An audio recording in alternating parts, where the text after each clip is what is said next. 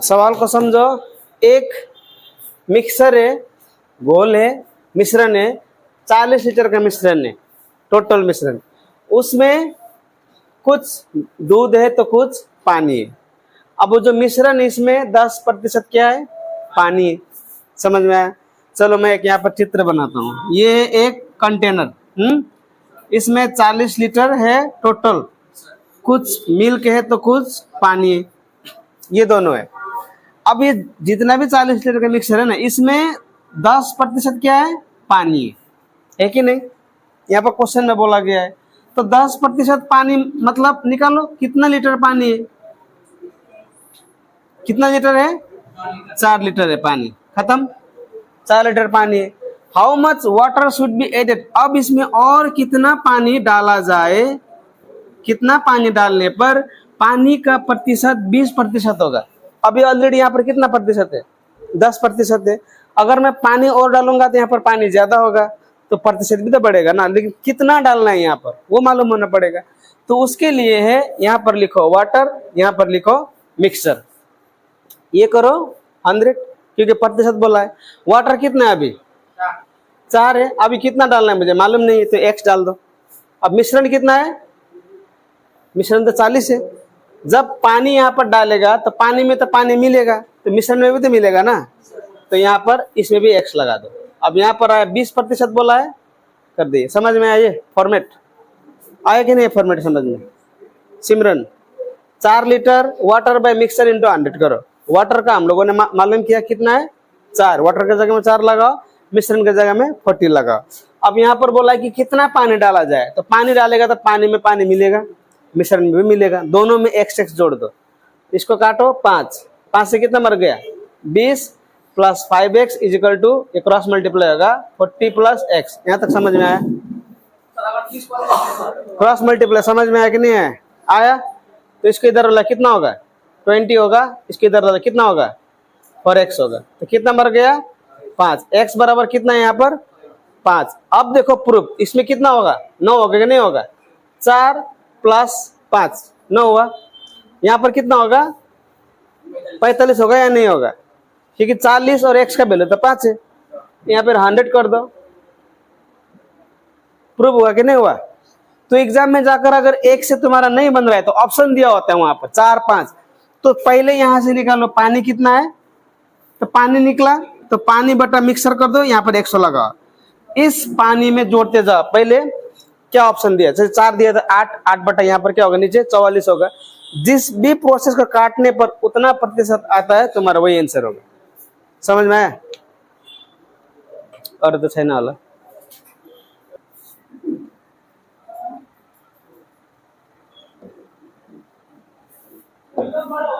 चलो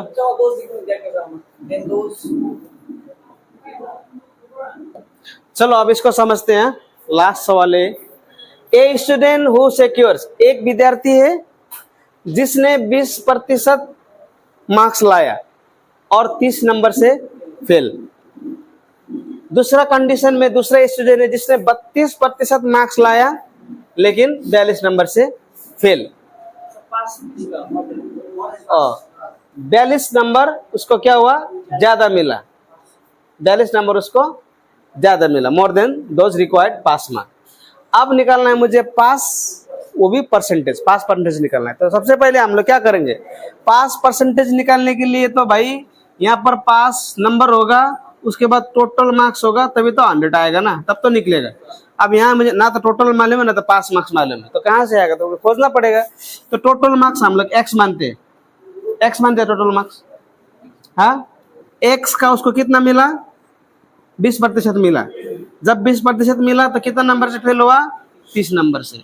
उसी तरह 32% जब मिला टोटल मार्क्स का, कितना नंबर ज्यादा मिला उसको? 42। इसीलिए घटा रहा है वहां पर, इसीलिए घटा रहा है वहां पर, इसीलिए घटा रहा है यहाँ पर। समझ में आया? टोटल मार्क्स का 20% मिला तो 30 नंबर से फेल हुआ, जोड़ना पड़ेगा यहाँ पर। सॉरी, समझ में आया कंसेप्ट? जितना भी नंबर था, जैसे कि अभी देखो, इसीलिए मैं तुम लोगों को बोल रहा था भी कितना लोगों को समझ में नहीं आ रहा है। दो ही तरह के स्टूडेंट को समझ में आता है मैथ्स। जहां पर भी क्लास कर रहा है, यूट्यूब में हो, घर में हो, या घर में खुद पढ़ रहे हो, एक एक चीज को समझ के करो। एग्जाम में आया, 5 क्वेश्चन किया, फिर घर गया, फिर प्रैक्टिस नहीं है तो नेक्स्ट क्लास में आएगा वैसा ही होगा, सेम होगा। ज्यादातर लोग एग्जाम में फेल इसलिए होते हैं क्योंकि वो जब सीखते हैं तो ध्यान लगा के बिल्कुल नहीं सीखता है। मैं पहले ही बोल दे रहा हूँ कि ये स्कूल नहीं है, ये एग्जाम नहीं, ये कॉलेज नहीं है, और क्लास तो बिल्कुल एब्सेंट नहीं करना है। जैसे कि कुछ कुछ भाई बहन लेकर एब्सेंट कर रहा है, वो तो 100% रिग्रेट करेगा, 100% रिग्रेट करेगा। ओह एग्जाम्पल, एक साल आगे पढ़ने के लिए आया था, इसको मैं इसलिए दिखा रहा हूँ, एक साल आगे पढ़ने के लिए आ रहा था, वहां पर भी एग्जाम्पल हो, शिवराज भी है, इसको ही नहीं उसको भी है। एला तो किन एग्जाम्पल देने, यो तो एग्जाम नभए पनि पहिला पढेको तर यसको एक्जाम भएर गए नगरेको। ओ इक्जाम्पलहरू कुरा बुझ्यौ कि बुझेन? तिमी त्यो ब्लसिङ हुने कुरा छैन, रियल कुरालाई फेस गर्नुपर्छ तिमीले। अब उसको पढ्दा पढ्दा कतिवटा के प्रब्लम भयो आएन, बादमा त गराउनै पर्यो नि त, पढ्नै पर्छ। ऊ कहाँ चाहिँ जाने, भाग्नु सक्दैन। जसरी मान्छे मृत्युसँग भाग्नु सक्दैन नि, तिमी जति नै धनी हो जहाँ पनि जाऊ एक दिन मात्र मर्छ। शिक्षा पनि सेम त्यही नै हो। कमी लाग्छ तिमीलाई, 100% कमी लाग्छ तिमीलाई। तिमी अहिले नमाना, in future you will definitely regret. That's why whenever we do any sort of, अब ये क्वेश्चन, अभी मैं एक क्वेश्चन बना रहा हूँ, 100% तुम लोगों को समझ में नहीं आ रहा है किस तरह से फ्रेम हो रहा है। आया समझ में? ये आएगा ही नहीं। क्यों नहीं आएगा? क्यों आएगा? क्योंकि ये तो टॉप लेवल का क्वेश्चन है। सिंपल लेवल का क्वेश्चन तुम लोगों को समझ में नहीं आ रहा, समझ में थोड़ी आएगा, नहीं आएगा। फिर भी मैं समझाने का कोशिश कर रहा हूँ। अब देखिए, एक ही चैप्टर में भूलता रहेगा तो एग्जाम पास नहीं होगा।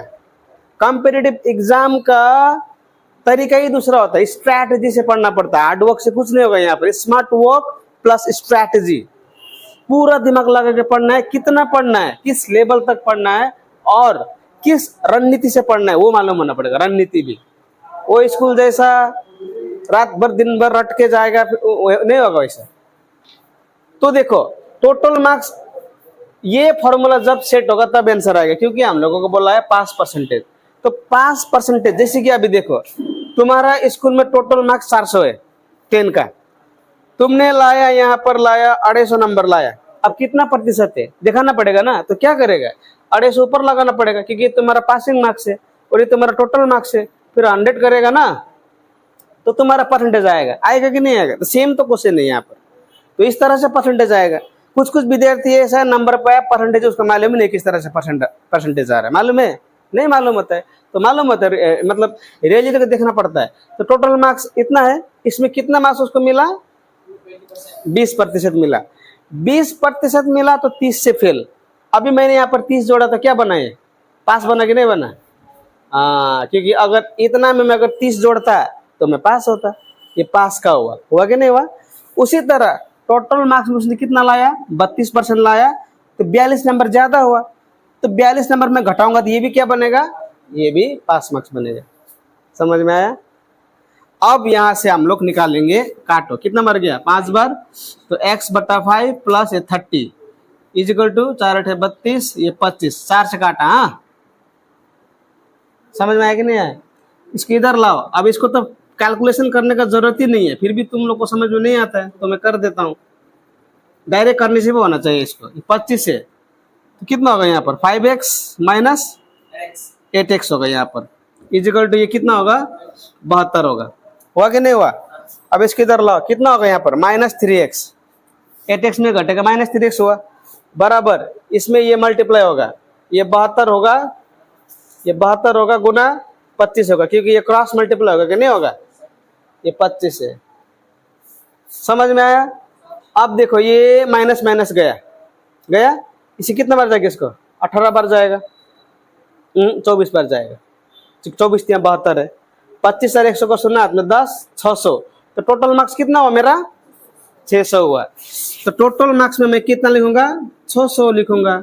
100 के इधर रखो। अब पास मार्क्स भी तो निकालना है ना, पास मार्क्स तो 600 नहीं है, तो पास मार्क्स कितना है यहां से निकाल सकता हूं मैं। पास मार्क्स निकालने के लिए ये 600 हुआ, टोटल का मुझे कितना परसेंट मिला?